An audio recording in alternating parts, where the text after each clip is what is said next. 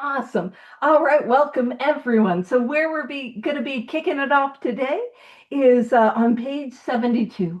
And we're starting at the chapter Into Action, which I don't know about you. I was kind of hoping that we'd have a chapter like into resting on our laurels, into talking about my opinions about the 12 steps that I haven't taken in a 12-step meeting, into pontificating about the actions I have not taken, into sitting on the steps. Is there nothing about that? No, into action, Rudy Tooty. You want me to take action. So that's what this chapter is, into action. And I'm going to point something out. What we did was we spent a number of chapters, a number of weeks slowly, going through step one. We really got into it in the doctor's opinion, Bill's story, more about alcoholism. There is a solution, more about alcoholism. And then step two was in the chapter we agnostics. Step 3 and 4 is how it works, and we're seeing a momentum. We're seeing this thing pick up into action. We're going to talk about step 5, 6, 7, 8, 9, 10, and 11. There is a momentum that is picking up and that we're beginning to really go quickly. And I hope that we see that not just as it's written in the book, but we're beginning to feel that momentum. So it is into action, which again, Rudy Tooty, that you are asking me to take action and to do things. Ugh, gross. All right, so into action, and we're going to kick off step 5. So having made our personal inventory, what shall we do about it? Because again, what we spoke about last week was wrapping up that 4-step inventory. We have the inventory, it's all done. What do we do about it? Oh man, wasn't it good enough just to do it? Nuh-uh, we got to do some more. Now, this is an important line. We have been trying to get a new attitude, a new relationship with our Creator, and to discover the obstacles in our path. That new attitude and that new relationship with our Creator, that is one of our good old sneaky descriptions of a spiritual awakening. Sneaky, sneaky. They tucked it right in there. Because that's what I need. Because if I am an alcoholic, or I am an addict, or I am a compulsive, whatever brings you to this all-inclusive study, the first step clearly lays out the fact that I will relapse unless I have this spiritual experience, unless I have this new attitude and this new relationship with my Creator.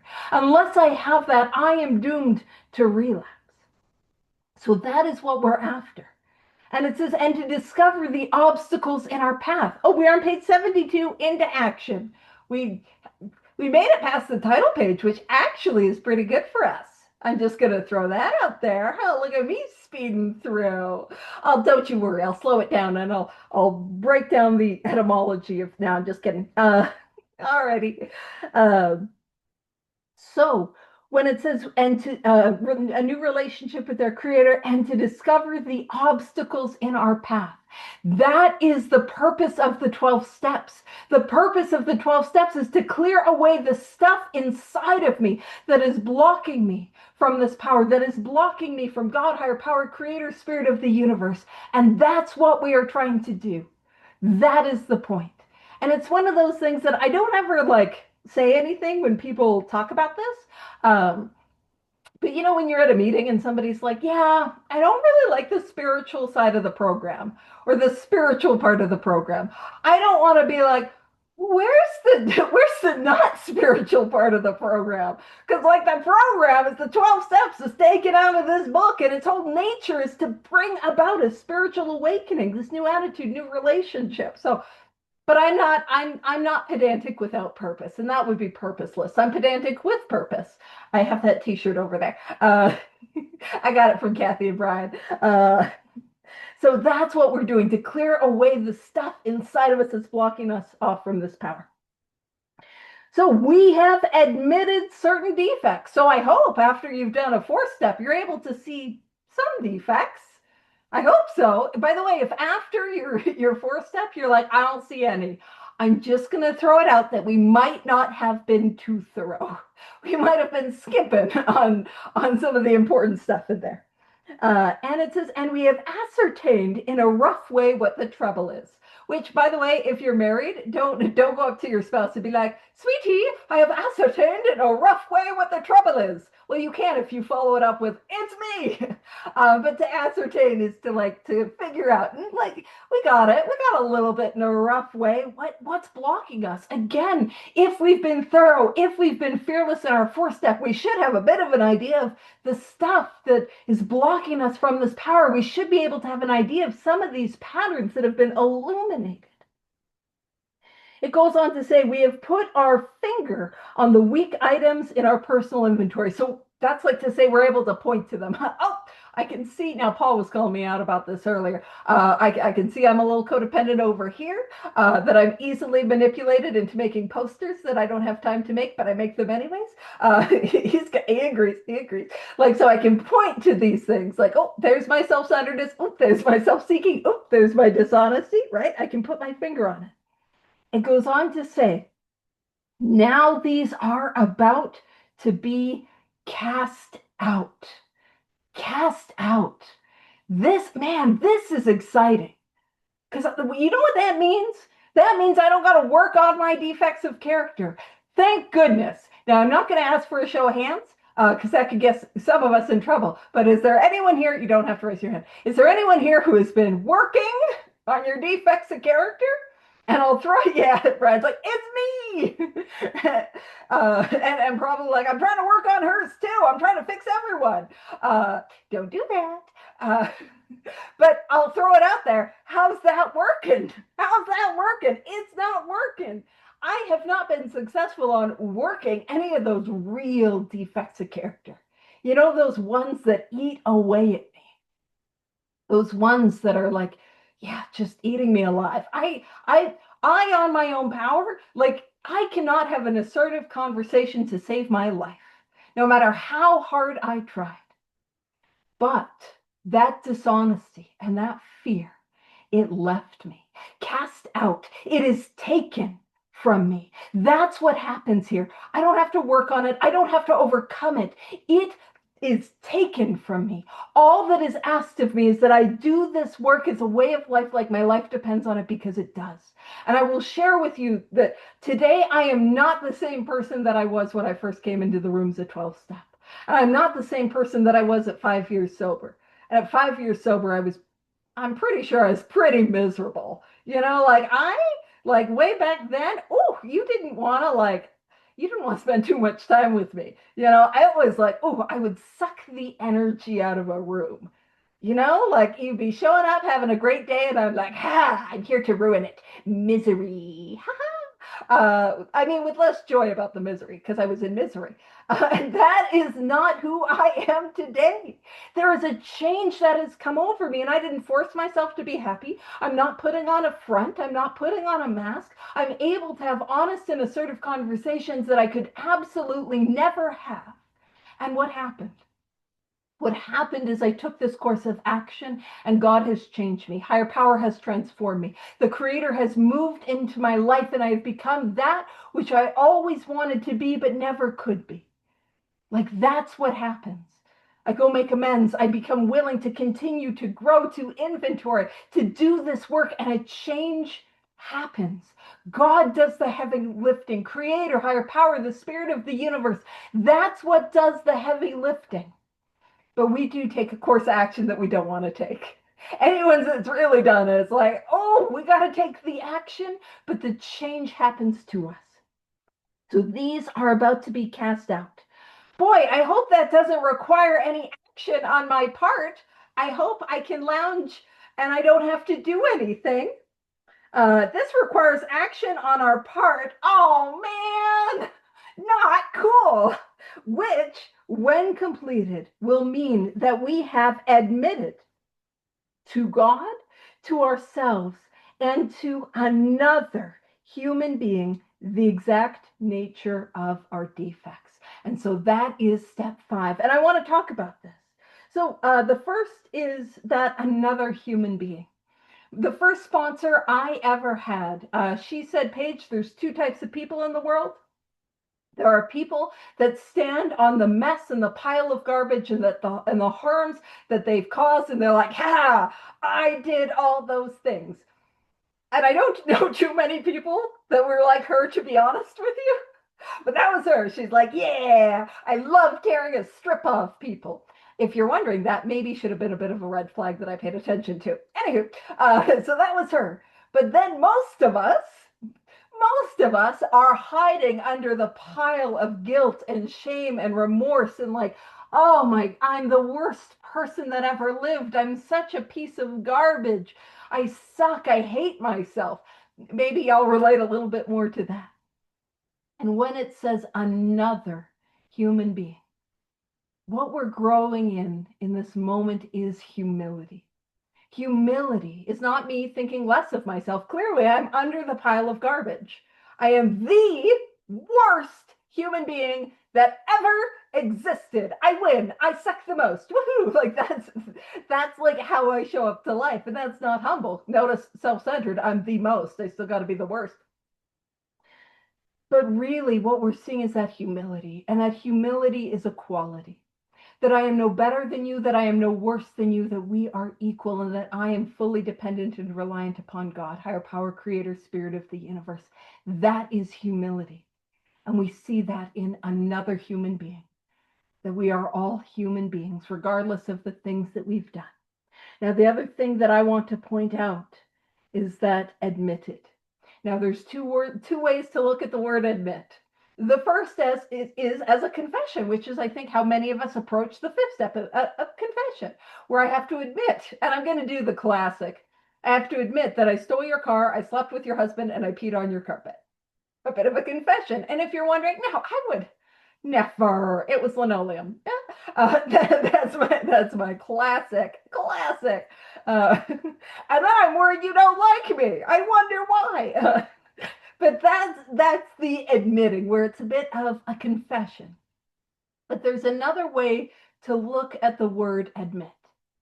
And the other is, if you were to go, "Oh, it's sports is happening." If we were going to all get tickets to the NHL finals, the Edmonton Oilers and the Florida Panthers, that's for Rob and for Brett. Go Sports! I gotcha, yeah. And we would all get you an individual ticket. This is out of my budget, so don't be. I will give you as many as you want in your imagination. Your imagination is within my budget. I can afford that. You can fly first class in your imagination, but in actual money, I don't got it. But we get a ticket, and if you're like, "I don't want to go to the sports," don't go to the sports. It's your imagination. You could go to a music concert, or a play or something. I don't know. What do you want to do? You go do it. You do you, boo. And so we got a ticket for whatever the thing is that you want to do, whether it's the NHL finals or whatever. And on that ticket, it says admit one. So another way to look at the word admit is not simply a confession, but a letting in. See, that ticket admits me. It lets me into that event. And so in the fifth step, when I admit, it is also a letting in of God and another human being. It is a letting in. And that's just another way to look at this. And as you guys know, when I talk about my hoarder's house metaphor, it's in the fifth step. All of that stuff gets out of that house, and that light begins to come in. Man, that's what we get to talk about. And deeper than that, that is what we get to experience. And when it says the exact nature of our defects, so when we talk about steps 5, step 6, and step 7, it's, we admit the exact nature of our wrongs, then we become entirely ready to have God remove our shortcomings, and then we ask him to take away our defects, or whichever. It's like, but what's the difference? Same. And here's the thing. If you have a difference between the exact nature of your wrongs, your defects, and your shortcomings, cool. Do you know what? You are right. You are correct. You are right. I will give you a gold star. That actually could be in my budget. I can do that. I will give you a gold star. You are right. I am wrong. And I mean that. I'm not even being dismissive. I'm wrong. But here's my experience. One is I have a lot of fun being wrong, so please come and join me. But two, it doesn't make sense for me to become aware of something in step 5 then become willing for something else to go, and then to ask for a third separate Candace has got the gold stars for you. Yeah, she got you. And then to ask for something else to be taken away. Do you know what I mean? It just makes sense that I would become aware of something and I would be able to see it in step 5. And then I would be willing for it to go. And then I would ask for it to be taken away. So for me, same, easy peasy lemon squeezy. Now, I also don't want to be pedantic, but we force my hand. Apparently, I do enjoy pedantry. And Bill Wilson did say that he's like, there's no difference. I just didn't want to use the same word over and over and over again because it's literary in literary convention. It's not classy pants writing. And Bill Wilson was not quoted as saying, I want to be a classy fancy pants, but I'm helping Rob put quotes on pictures, so I might just make it seem like he did say that. I won't. I always like to have a little spice in the history. It's like, oh, did that happen? Nope, I made it up, but it was interesting, wasn't it? We only got one of the history husbands here today, so I can get away with it a little. Alrighty. So this brings us to the 5th step in the program of recovery mentioned in the preceding chapter. So here we are, page 72. We are on step 5. And one of the things is there's a format or a formula or a flow to this. So it's going to explain why we have, so this is the, spoilers, this is the order. Why do I have to do a 5th step? So we're going to start there. Then it's going to be like, who do I do it with? And then it's going to be, how do I do it? And then what is the results? So that's the flow. That's the order. But I'm also going to point something out. The book is going to meet us where we're at. So when it says this is perhaps difficult, anyone here see the 5th step when you got here and you're like, no, thank you. No, thank you. I don't want to do it. I don't want to tell somebody my things. No, thank you. Gross, yucky, no. That I can see why that's a great idea for you, but that doesn't apply for me. Like, yeah, no. And also it's like, now I know that nobody here at this big book study would ever sit on a 4th step. But why would anyone do that? I'm not calling you out. I'm not sorry. I'm seeing the faces. Nobody would. Nobody would do that. But the reason some hypothetical person that's never come to this big book study would ever sit on a 4th step, I'm going to tell you, it's because we're afraid of step 5. What? I know. It's shocker. We're sitting on 4 because we're afraid of 5. Not you guys. You guys would never. So it says, this is perhaps difficult. So this is another example of the book meeting us where we're at, meeting us in our unwillingness, meeting us in our resistance, meeting us in our fear. It says, especially discussing our defects with another person. We don't want to do it. We don't want to do it. We think we have done well in admitting these things to ourselves, right? How often did we feel like, no, I can see it. Why do I have to share it with somebody? I got it. I got eyes on that. No, thank you. I'm good. I got it. Why do I have to discuss it with? I see it. I see it. And so the book is meeting us right there. And it's going to take us where we need to go. So we think we've done well in admitting these things to ourselves. And then it says, there is doubt about that. Oh, man, calling me out. In actual practice. So not in theory. And again, these 12 steps are not theoretical. They are not intellectual. They are experiential. This is my 3rd sort of talk of the day. And in my first talk of the day, we were talking about step 9. The first 2 talks were on 9. So there are some people that have been here at all 3 that are like, thank goodness she's not on step 9 today. I could have used a break from step 9. Some of y'all know who they are. But I was saying, you can always tell the difference between people who have made amends and who have not made amends. And it's going to be similar to the people who have done a 5 and not done a 5, because the people who have done it are like, oh yeah, that's no big deal. It'll be fine. You'll get a lot of freedom. It's not a big deal. But the people who have not done it are the ones that are like, oh, no, it's going to be so bad. Oh no, but I can't.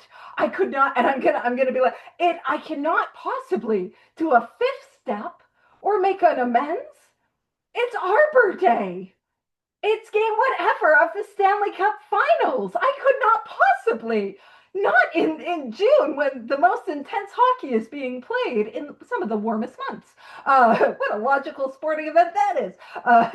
Like we come out and we know we can't. And so what it's saying is an actual practice. The 12 steps as laid out in the book Alcoholics Anonymous are not theoretical or not intellectual, they are experiential. And these 12 steps are reports of the actions of those first 180 members have taken, and they corroborate our own experience corroborates that. Those of us who have done this work, we can say, yeah, in actual practice, our experience is exactly this. Now, this is an important line. We usually find a solitary self-appraisal insufficient. What that means is me looking at me by myself doesn't work. I can't see past me because there's too much me in the way of me. You know what I'm saying? It's a little, oh, or what's the alcoholic opera? Me, that one. I'm too busy singing the alcoholic opera. Me, like to be able to, to see anything past me. It's a little bit of me in here. So I need other people's eyes. I need other people to help me see that which I cannot see.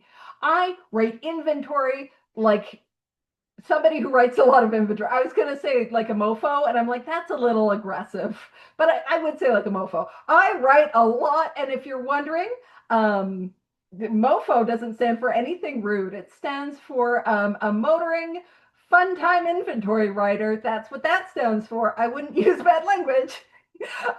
So I write a lot of inventory, and there are still times that I have blind spots. And I need somebody else's lens to help me to see that which I cannot see. And so what I want to point out is if a solitary self-appraisal is insufficient in step 4, it is insufficient in step 10. And if I have stuff that's coming up in my evening review in 11, solitary self-appraisal, insufficient. I need to go further. In fact, it says many of us thought it necessary to go much further. Oh man, you're going to ask me to share this stuff with another human being, aren't you? Yepper doodles. And it says, we will be more reconciled to discussing ourselves with another person when we see good reasons why we should do so. And I love that because you can almost feel that like that alcoholic or that addict is the petulant child, like, give me one good reason. Okay, let's discuss one good reason why we should do so. In fact, the best reason first. If we skip this vital step, we may not overcome drinking. So the best reason why I need to do a 5th step is because if I don't do this, I will relapse. And that's not new information, by the way. We see it spelled out. We saw it spelled out last week as we were not ripping up. We weren't ripping up our inventory. Yeah, Rob is on it. He's just the best. And he also loves it when I call unnecessary attention to him in the middle of the big book study. It's his favorite thing. He enjoys it so much, so I continue to do it. He's like, please stop, please stop. I'll get a private message about all the reasons why I'm not supposed to do that. But when we talk about last week, when we were reviewing step 4, what we were really focusing on was that warning. If I do not have a sex ideal and I do not live up to that sex ideal and I continue to harm others, I will drink again. And that was a stark warning. A warning is just another word for a promise, but they're not as happy as those 9th step ones that we rant and rave about, And we got some 5th step ones coming up here. But also, so we're seeing it laid out clearly. If I do not do a 5th step, or if I hold things to myself in the 5th step, I will likely relapse. But again, I want to point out this is not new information. This is the information that was given to us in step 1. You see, in step 1, what we awakened to was the reality of the alcoholic predicament or the addict predicament, or those of us who have this illness as it is laid out in this book. Whatever your poison is, we're glad you're here. But the allergy of the body means that I cannot do it. The allergy that means that once I start, I cannot stop. The allergy means that once I start, I cross those lines I said I would never cross. The allergy means that for me to drink is to die. But that is not step one. Step one also includes the obsession of the mind. And the obsession of the mind is the thought that I have when I am sober that tells me I can drink again, I can use again, I can do it. This time will be different. Nobody will ever know. I got to get it out of my system. And the obsession of the mind means that I will relapse. That is the predicament. Nothing less than a spiritual experience, and we are doomed to relapse. And so it makes sense that if I don't do all the actions that bring about a spiritual experience, that I grow and I deepen.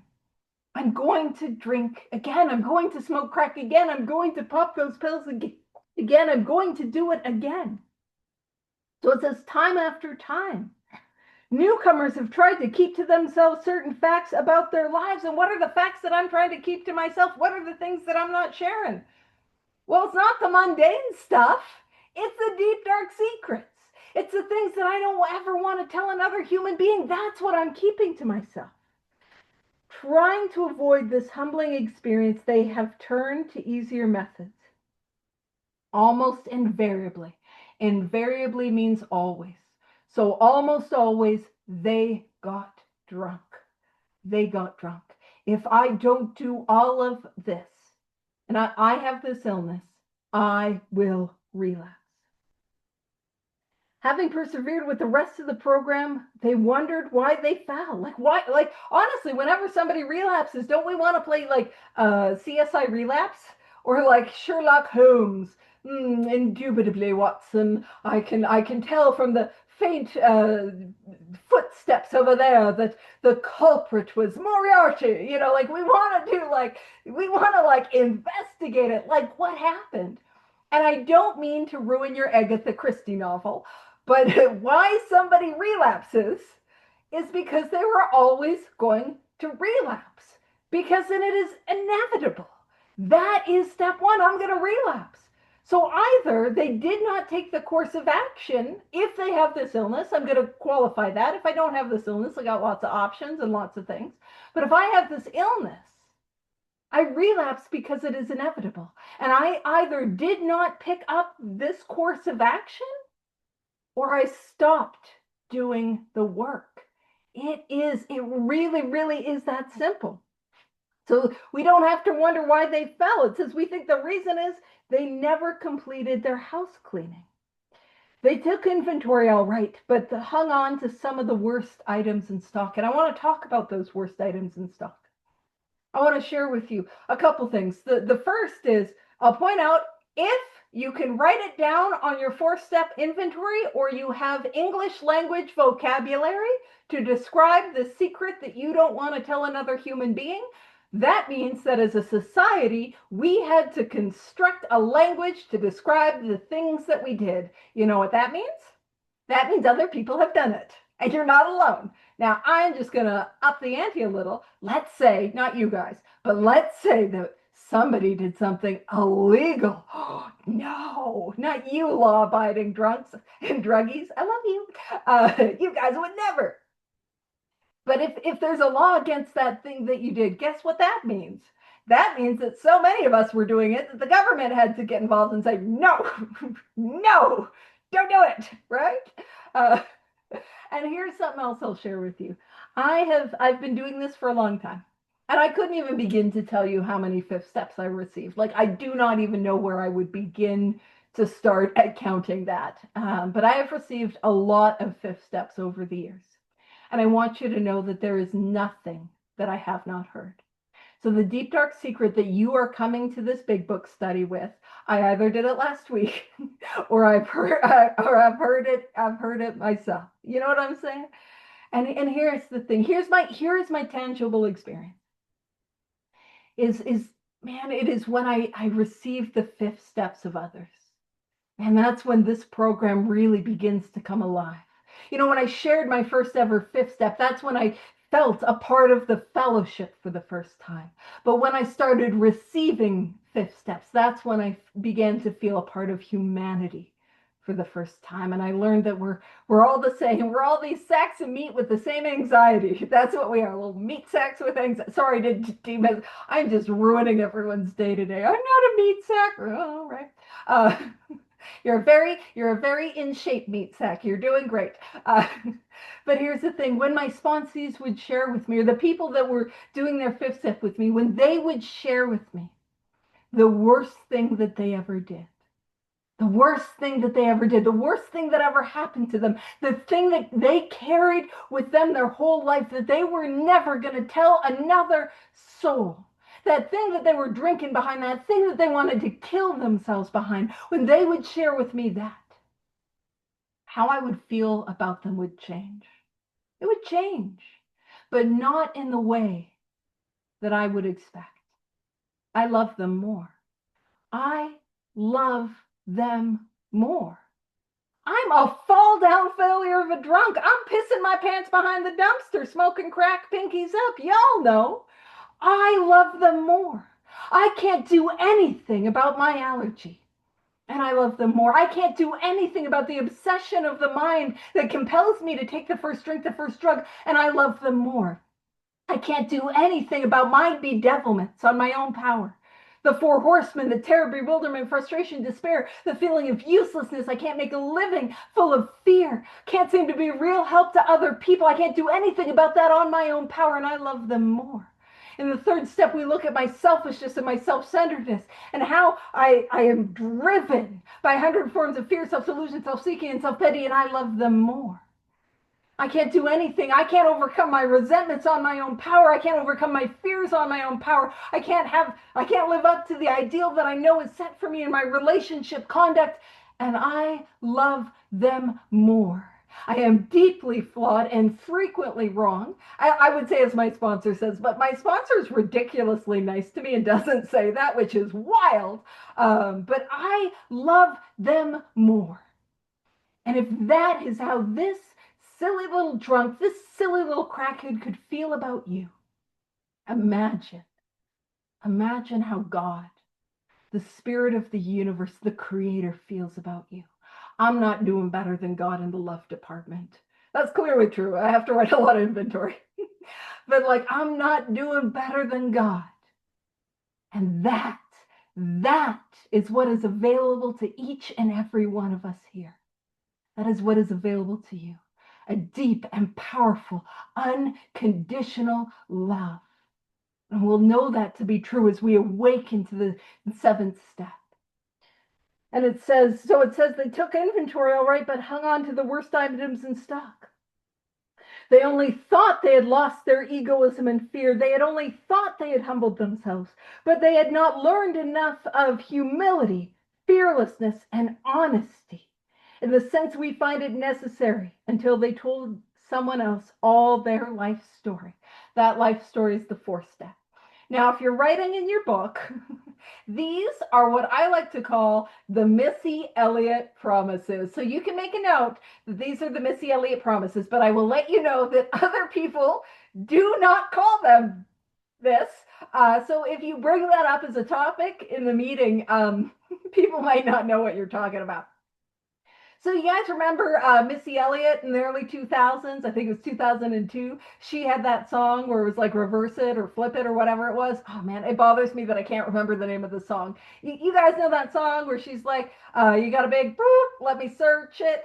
And I know beyond a shadow of a doubt what that lyric was, is you've got a big book, let me search it for clear-cut directions on how we can recover, you know?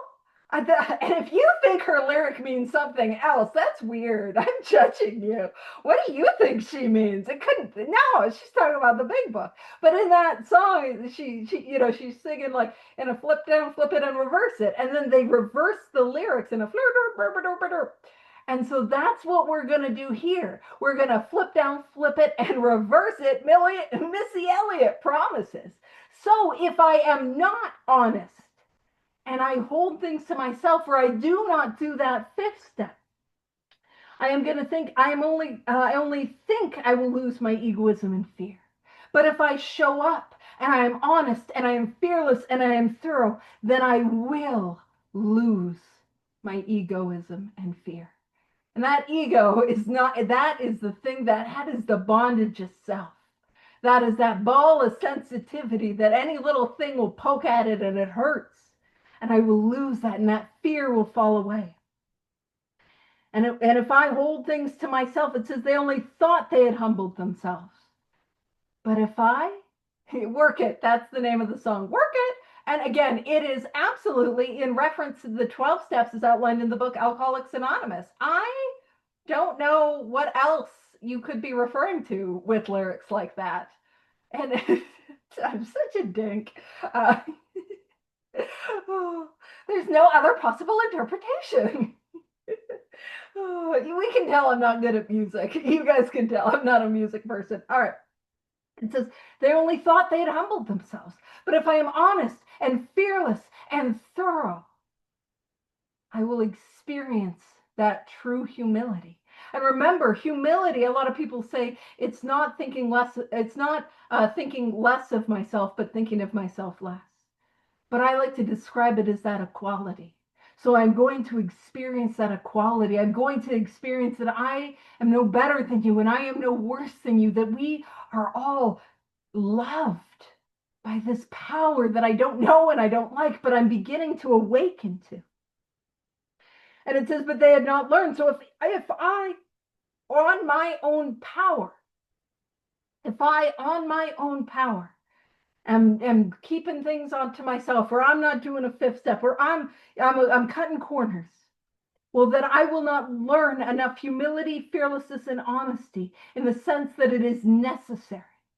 But if I am fearless, if I am thorough, if I lay it all bare, then I will experience that true humility, that true fearlessness, and that true honesty that is needed for my permanent contented sobriety. And so that all my life story, sharing it all. So yeah, Missy Elliot, am I right? And I am so sorry, because I just imagine that people write that in their book, and then I was just at Howard's study, so I imagine people then going to like Howard's big book study, and they're like, Howard, I have a question. What is the Missy Elliot promises? Like I just imagine, or like somebody going to their poor sponsor is like, sorry, can you explain to me what the Missy Elliot promises are? And I just am an agent of chaos. Woo! Yeah, Brian, if you could take that to your sponsor and be like, hey, Myers, I got a question. Missy Elliot promises. Can you go into depth about that? Can you break that down for me? I will send him a preemptive amends is what I'll do for Brian's sponsor. Alrighty. So, more than most people, the alcoholic leads a double life. He is very much the actor. And isn't this a little callback to what we were talking about in step 3? Now, in step 3, I am the actor playing the director, trying to control the whole show. But we're seeing in this, I'm still trying to control the whole show, because I am trying to control how you see me, what you think of me, and your perception of me. Because I'll let you know, because I seek my sense of value and worth from what I think people think of me on my own power, which, by the way, is not even what they think of me. It's what I think they think of me. But, I will sell my soul for a thought that you might have a thought of approval. Maybe you guys don't relate to that. That's cool. That's cool. Just me. Cool. So more than most people, the alcoholic leads a double life. He is very much the actor. To the outer world, he presents his stage character. This is the one he likes his fellows to see. So I've got my walls, I've got my masks, I've got my ego, I've got my image maintenance. But he knows in his heart he doesn't deserve it. And the most pain that I have ever felt in my life has been when there was a tremendous distance between the mask that I was trying to present to the world and what was really going on inside of me. Man, that was incredibly painful. That fuels that emptiness, that fuels that loneliness. It's like I want to be seen as this person, but in my heart I know I'm not that person. I want to be seen in this way, but in my heart I know I'm not that way. It says the inconsistency is made worse by the things he does on his sprees. coming to his senses. Now, if I'm going on a spree, again, that is a sign that I have the allergy of the body because I am unable to control the amount that I take once I start. And the fact that it is sprees, plural, means that I go on these again and again and again, which points to the obsession of the mind. See, it says, coming to his senses, he is revolted. At certain episodes, he vaguely remembers that cycle where I swear off, I'm never going to do it again. I'm fueled by that remorse, that regret, that guilt, and that shame, and that self-hatred, and I hate who I am. I hate who I've become. I'm never going to do it again. And a day, a week, a month later, this time will be different. Nobody will ever know. My problem was crack, but I can drink like a lady. My problem is alcohol, but I can smoke crack like a lady. And off I go. And you see, that makes it worse. It says these memories are a nightmare. You know that feeling after. I am really grateful that there were cell phones, but I wasn't functioning enough to have a cell phone when I was drinking. So there was no social media for me to be like, oh no, there was no drunk callings, no drunk texts. But I just, you know that feeling when you come to and there's like a bit of a shadowy recollection of something that happened the night before, and you just want to pretend it didn't happen, and you're just like trying to push the memory down as no, it didn't happen, no, like that, right? And I know of people who would they would come to the morning after and just delete all their text messages so they couldn't figure out what they said. That's not a strategy, though. Don't be like, I will do that next time. No. We're going to work a rigorous application of 12 steps in our daily life, and then we can read our text messages. Alrighty. It says these memories are a nightmare. He trembles to think someone might have observed him. As fast as he can, he pushes these memories far inside himself. He hopes they will never see the light of day. And there's that idea that our secrets grow in the dark. The things that I want to push deep inside of myself, man, they grow. It's like a black mold in the dark where it grows and it grows and it grows. And what I've got to do is I've got to shine in that light of God, higher power, creator, spirit of the universe. And there's nothing like shining that light, because we'd dissipates, it kills it, it's done. We'd hope it doesn't see the light of day, but when we let God's light in it, man, I'm not alone. How often have you had that thing that you feel so ashamed of? Maybe it's not even the deep, dark secret. Maybe it's just something you did last week and you feel like, man, I can't believe I did it. And you share it with somebody and it's like, yeah, me too. That's how we do. Yeah, and it's gone. It's gone. But it grows when I try to keep it inside myself. And I point that out because I love the metaphor of God as light.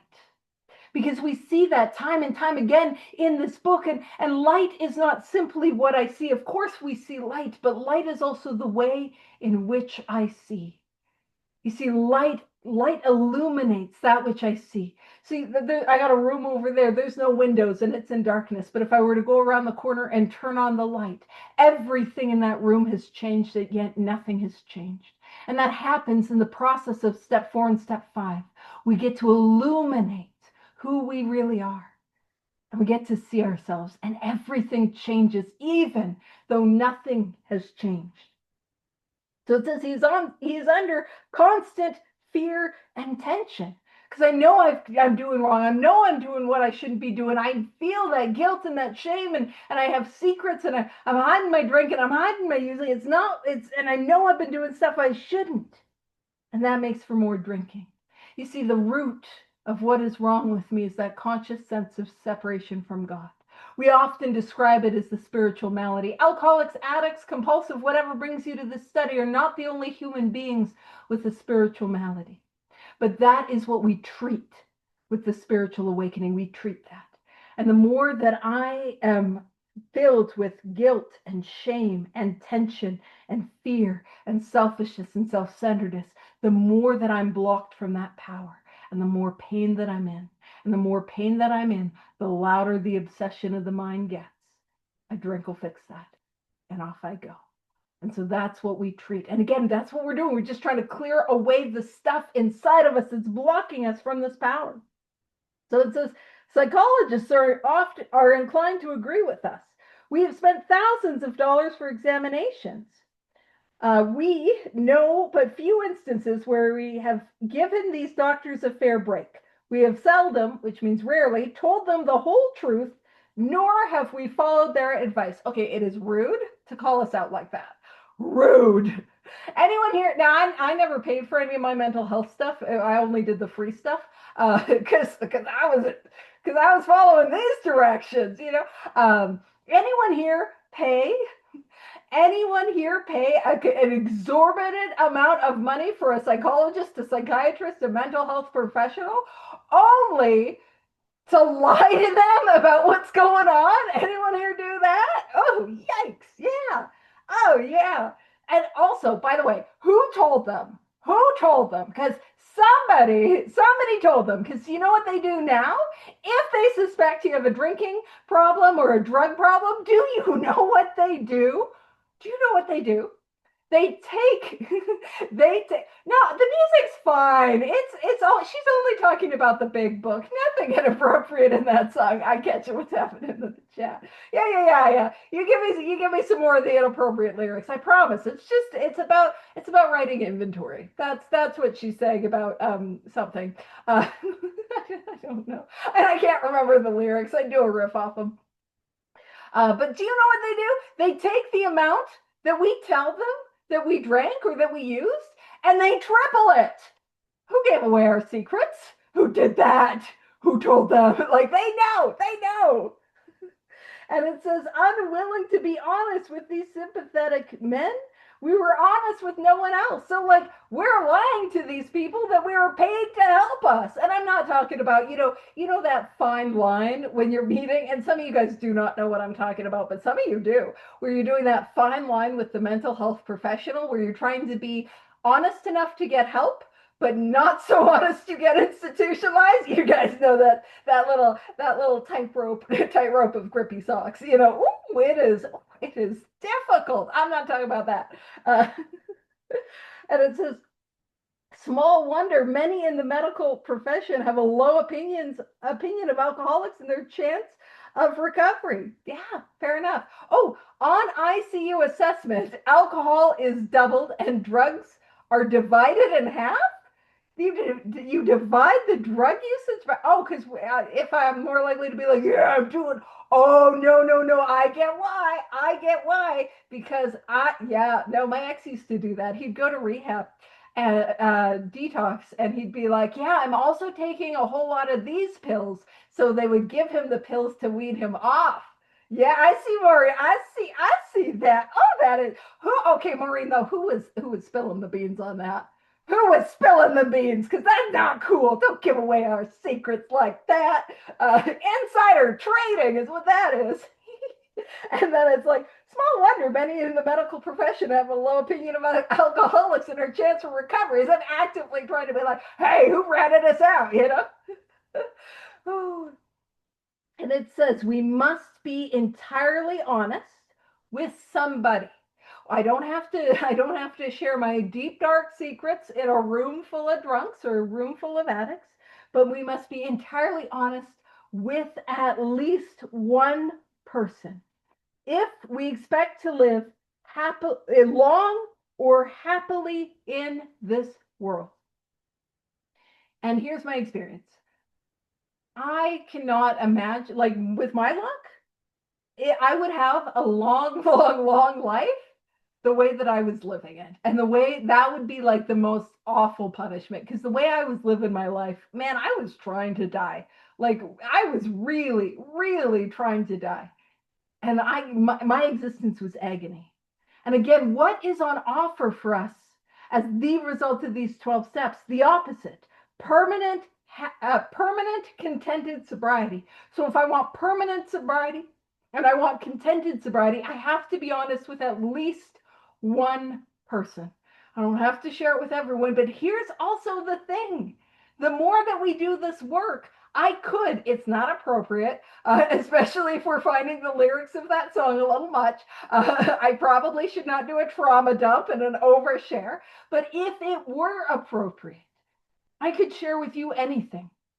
anything that happened to me, anything that I did, I could share with it quite freely. And there's a lot of times where people are like, hey, I have an inventory question. And I'm like, why, yes, let me voice note you some trauma that relates and how I navigated through it. Like, I'm just lemon squeezy, easy peasy, not a thing. Like, there is freedom on the other side of this. But I've got to start with being entirely honest with at least one person. And so now is when we transition into who should we do our fifth step with. So it says, rightly and naturally, we think well before we choose the person or, yeah, somebody, not everybody, uh, especially if you've got a court case pending. Your lawyer might tell you, like, where you don't share it. Uh, but it says, rightly or naturally, we think well before we choose the person or persons with whom to take this intimate and confidential step. So we can take there's a couple things. In this part of the book, it's important to understand this was written when we didn't have a fellowship like we have it today. There was like 3 or 4 meetings and they were all in New York or the Midwest. And you would get a copy of this book and only a copy of this book and alone follow its directions to try to recover. And you might not know a single other sober soul. And so you've got to figure out who you take your fifth step with. Who do you do it with? Oh, we love you too. So who do we do it with? And so we're gonna be given some examples. Now I'm gonna be very clear. Some of the examples that we're gonna talk about next week are not applicable today. Do not do your fifth step with your mom. Do not. She doesn't need to hear your sex inventory. No, no. Or you do you. But without those options, we need somebody. And so they would often be sort of like, hey, I'll do some of it with my mom or my wife or spouse or whatever, and the sex inventory will take to somebody else. Like there is that. But there's an interesting thing that you can do. And if you're on your first fifth step, I guarantee you're like, that's a stupid suggestion, and I hate you, and I hate it. In that order, no. But what you can do, and this will be more fun the more you do, but you can take a singular inventory to multiple people.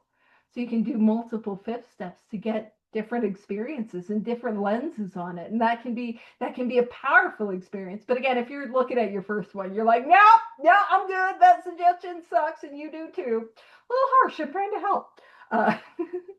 And so when it says, we think naturally we choose the person or persons with whom to take this intimate and confidential step. In your book right there, what I want you to do is make a note to see page 96. Page 96. Because that is, we're going to see, okay, who should I consider first for who do I take my fifth step to? So we're going to go page 96, excuse me, second paragraph, middle of the page. And it says, suppose now you are making your second visit to a man. He has read this volume and is prepared to go through with the 12 steps of the program of recovery. So it's giving us the direction on how to work with others, how to carry this message to others. Having had the experience yourself, because it's experiential, you can give him much practical advice. Let him know you're available if he wishes to make a decision. That's step 3, and tell his story. Step 5. So, who is the first person that I should consider to receive my fifth step? Sponsor. That's what that's saying, right? Because this is the direction for those that are 12 stepping someone. I should take it, or at least consider taking it to my sponsor. And I'll share with you guys, and we'll wrap up with this. It's always really good when I end the Big Book study in the middle of a paragraph. That's how you know that I've done a really good job at managing my time. Just chef's kiss on that. Gosh. But yeah, the first person that I ought to consider taking it to is my sponsor. And one of the things that I do when I sit with my sponsees is I will take them through the 4th step. We are sitting together, we are writing together, I am helping them do it. And as a result, guess what? I have not rejected them up until that point. So the fear of the rejection it's like almost gone. And it's just easy and intuitive for them to want to do it with me. Like that just happens. So I point that out because, yeah, I want to get rid of as many barriers as possible to the fear and to the fifth step and get people through. So that's a very natural place to end on. And I think was it Nicki Minaj who said my anaconda don't want no it's Sir Mix-a-Lot, my anaconda don't want none if you don't got buns, hun. And I am sure that in reference to anaconda, we're talking about seeking spiritually, unless you've had a deep and profound spiritual experience. I can't imagine what those other lyrics could be about. This is probably not the stupidest way I've ended a big book study, but it's definitely the stupidest way I've done it today. So I'll stop the recording and we'll wrap it up with a prayer. Thank you.